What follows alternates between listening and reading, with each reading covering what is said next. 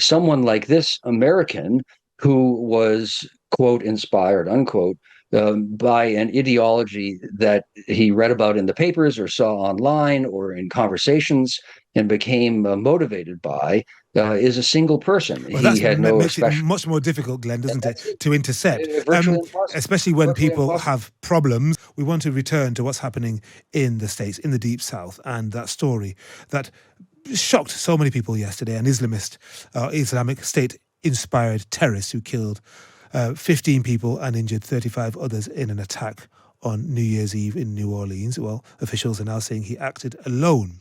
Shamsuddin Din Jabbar, a 42-year-old former soldier from Texas, rammed a car into a busy crowd of pedestrians in Bourbon Street in the early hours of Wednesday, and he was shot dead by police in a brief gunfight afterwards. Council member J.P. Morel from New Orleans City Council joins me now. Council member, thank you for joining us. I appreciate the opportunity. Thank you. Let me run this quote, this comment from President Biden, which he made in the last few hours. He says, New Orleans is a city of great spirit. You can't keep it down. Now, for those of us who don't know your city, haven't been there or to your state, what does that mean to you? Well, I mean, New Orleans is an international city. I mean, it predates the United States, as you know. Like it was part of France in the Louisiana Purchase, and it has always been in the United States kind of a beacon of resilience and just we are renowned for our festivals, for our culture, for our food, for our parties, Mardi Gras, everything else. And yet we are always faced with these constant hardships like Hurricane Katrina or similar natural disasters like hurricanes that always plague our city. And we always bounce back stronger than before, but we've never been the victim of a terrorist attack. That's right. And the And question is, that, how are you going to respond to this? What resources are you going to assemble, both community, human resources, and also, of course, financial resources? well, community resources in the aftermath of the attack, we worked with our local nonprofits and fund organizations to create the New Orleans New Year's Tragic Disaster Fund, which mirrors the Boston Massacre, the Boston Bomber Fund that was created after that terrorist attack. And that's our local way of working with people across the country, across the world to bring resources to the victims of the attack themselves. Those people, families who lost someone, as well as those individuals who are injured and trying to get their family and the like and resources to them. We have gotten a tremendous influx of federal, local, and state actors and resources to provide additional security and resources for both the Sugar Bowl, which is going on as we speak, which was the big game that drew national attention and tourists to the city, as well as the Super Bowl, which everyone knows the Super Bowl is our big football. Yep. Sorry, our football, not your football, but our football. Sorry, Councilman. We have once per year, and it's been challenging. I mean, the reality is that this was a very well thought out targeted attack, not only at the individual drive a vehicle down a busy, packed, primarily pedestrian street. He had pre-planted IEDs or improvised explosive devices at other locations that he had planned to detonate during the attack. It just didn't happen. Yeah. And those other devices and the location of those devices, for a brief moment, for about 24 hours, there was an idea that there were multiple attackers because the IEDs were not near the vehicle. But then after the FBI, our Federal Bureau of Investigation, nationally reviewed footage, they realized no, those devices had been pre-planted by the person who had not only planted those devices along routes he thought would be utilized by first responders or others. That was all done before he did the turn onto the street to plow through the crowd. So Yeah. this was a targeted, well thought out attack by a professional warrior, a soldier, who had been completely radicalized by ISIS. And we are working as a city to try and figure out how we're going to do security different. Because as you know, if you know New Orleans at all, we are a city where we are a very open, welcoming, inclusive city. We're renowned for Mardi Gras, which is essentially a citywide party for 2 weeks.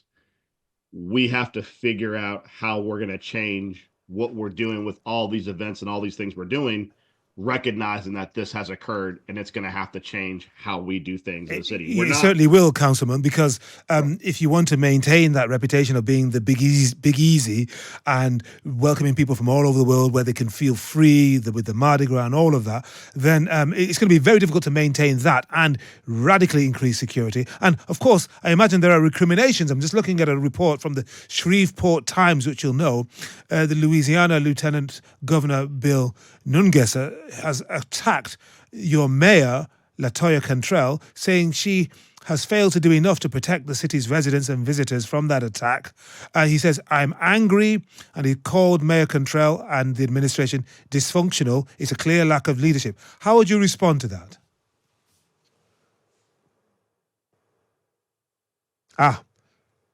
Councilman, are you there? JP Morel, let's see if we can get you back. We'll try and get you back. So just to remind our Times Radio listeners what's going on here, there's, as well as the shock, there is clear anger and recrimination. And of course, many of the senior positions that are not elected here are elected in a party political way in the States, which is why when an issue like this happens, sometimes instead of people rallying together, they will cleave off in a party political way. Let's see if we can move to another guest, because we don't seem to have the councilman with us. Glenn Carle is with us, who is a former CIA officer and national security expert. Before we look at the national picture, Glenn, what about that question of this Jabbar targeting New Orleans, reconnoitering, looking at the route that first responders would have taken, planting IEDs, and then finding a way to get past those improvised bollards. He knew what he was doing. He did, but it's not especially hard to plan something like this. After every terrorist attack, just about, there will be commentators or officials who talk about a highly trained individual and so on, as we just heard. Well, okay, it requires someone to plan a route to work out how to make or obtain improvised explosive device or so on. These are not especially hard things to do. Then, with regard to the comment about the failure of the mayor of New Orleans, this is also a typical kind of observation, just as you pointed out in America, particularly given on top of what you said, the contemporary politicization of our public life. But that's actually not true. I know nothing about the specific steps taken by New Orleans in the run-up to this event. But I do know that it is virtually impossible to protect. No, it is impossible to protect every public venue in a country that is 5,000 kilometers across and 3,000 kilometers the other direction, or in Andorra, which is 50 kilometers by 50. One cannot do it. But one can take all sorts of measures, which the United States, state, federal, and local authorities have done for decades, and make an attack much harder and public sites safer. But one cannot protect every venue in a way that will satisfy or be perfect, and therefore will not satisfy anyone when there's an attack, unless we all wish to live like people in North Korea do. That's the only. Yeah, I don't think even the most diehard security fanatics will want to do that. But what about the inauguration of President-elect Donald Trump? It's coming in less than 3 weeks. Remember what he said back in 2017, this American carnage stops right here, right now. One wonders what he might say on his address on the 20th, or is it 21st of January. There are some people who say this is as a result of Democrat weakness. Biden dropped the ball. How would you expect things to change when it comes to security, both at state level and national level, given how much concern there is at the moment?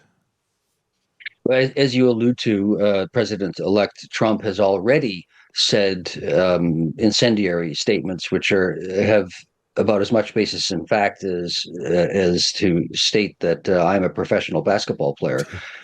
He's denounced a porous border in the South, immigrants as being the root of the problem. And then the Republicans in general are denouncing the feckless, incompetent, dangerous Republicans. None of Democrats. None of that has anything to do with reality. It has everything to do with two things. One, illusions, perhaps sincerely held, or malicious statements designed to attack political opponents and to establish their own correctness, which really is divorced from the facts. And none of what I just said is a partisan statement. It is not. Yep. The facts are that the immigrants, legal and illegal, to the United States commit fewer crimes than American citizens. The facts are that crime has gone down, that the threat from jihadist terrorism, while persistent, unending, and a problem that everyone who did what I did should spend a lot of energy trying to counter, has lowered over decades, and it's not through any failure by a political party. Another very important point is to understand the first thing that all of us have to do who have any responsibility as a public figure or a security official is to understand the nature of the problem. The nature of the problem is not the kinds of threat that I just stated and debunked, nor is it really the vast, coherent web planning all sorts of attacks. There are planned attacks. The far greater threat is from what some of our officials in response after this event have characterized accurately as a lone wolf or inspired individuals, inspired, and I use guardedly, Yeah. Commit attacks. That is an infinitely more difficult problem for a counterterrorism official, as I was and my successors are, to address than a coherent group. A group you can identify. It will have a hierarchy of command and control. It may have physical locations, and you can do something about that. Someone like this American who was, quote, inspired, unquote, by an ideology that he read about in the papers or saw online or in conversations and became motivated by, is a single person. Well, He that had no makes it special. much more difficult, Glenn, doesn't it, That's to intercept? virtually impossible. Especially when Virtually people impossible. have problems, they're going through difficulties. They think going into faith may help them, and in many cases it does help people, but it could also lead people down some pretty dangerous paths if they choose Absolutely. an extreme version of that faith. What about the guy, the veteran Matthew Allen Livelsberger, who was in the Tesla Cybertruck that exploded outside Trump International Hotel yesterday? Now, we know he died from a gunshot wound just before the blast, which injured several others. What do you make of the conclusions that are being drawn there? Well, to me, this is actually a more interesting problem because it's one where the assumptions lead in the opposite and yet equally wrong direction from the standard assumptions that we just have been trying to counter concerning Islamic terrorism. For 25 years, I know this because I was the one responsible to write the national assessment.